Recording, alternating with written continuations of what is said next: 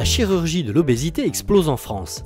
En 10 ans, le nombre d'interventions a été multiplié par 3.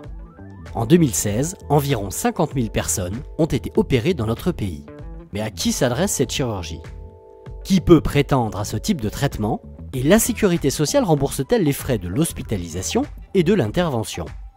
La Haute Autorité de Santé a défini les critères pour bénéficier de ce type de prise en charge et quels types de patients seront pris en charge par la sécurité sociale.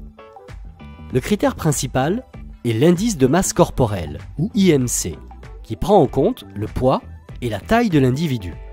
Mais il faut aussi prendre en compte les autres problèmes de santé, en particulier les pathologies associées à l'obésité, comme le diabète ou l'hypertension. L'obésité est définie par un indice de masse corporelle supérieur à 30. Par exemple, une personne qui fait 1,65 m de taille devient obèse à partir de 82 kg. La chirurgie bariatrique n'est pas indiquée si l'IMC est inférieur à 35.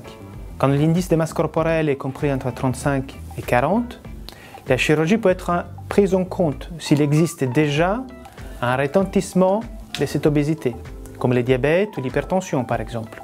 Cela est évalué avec votre médecin ou votre chirurgien. À partir de l'indice de masse corporelle de 40, on peut considérer tout patient comme candidat potentiel à la chirurgie bariatrique. Pour notre patient d'1,65 m par exemple, cela représente un poids de 109 kg. Dans ce cas, la sécurité sociale prend en charge les frais de l'hospitalisation et de l'intervention.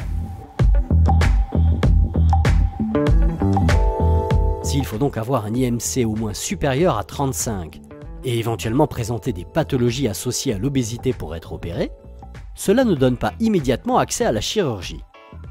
Un parcours de préparation est prévu avant la chirurgie.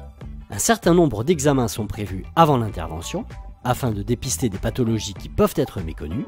De plus, une véritable éducation diététique et une préparation psychologique sont indispensables pour affronter au mieux la chirurgie et les changements qui vont se produire après. La Haute Autorité de Santé préconise une prise en charge médicale de l'obésité pour une période minimale de 6 mois. Le fait d'avoir un indice de masse corporelle dans les bornes requises ne donne pas un accès immédiat à la chirurgie. La préparation à l'intervention est indispensable. Nous découvrons par exemple assez souvent des diabètes mal équilibrés ou des syndromes d'apnée du sommeil qui étaient complètement inconnus et qui doivent être pris en charge avant l'intervention. De plus, il est important que les patients comprennent ce qu'est une alimentation équilibrée et qu'ils commencent à travailler sur leur façon de manger. L'aspect psychologique, il a aussi une importance capitale. La perte de poids rapide provoquée par la chirurgie entraîne des changements de l'image de soi et du relationnel avec les autres. Les rapports avec la nourriture sont profondément modifiés aussi. Tout cela doit être abordé en amont avec un psychologue ou un psychiatre.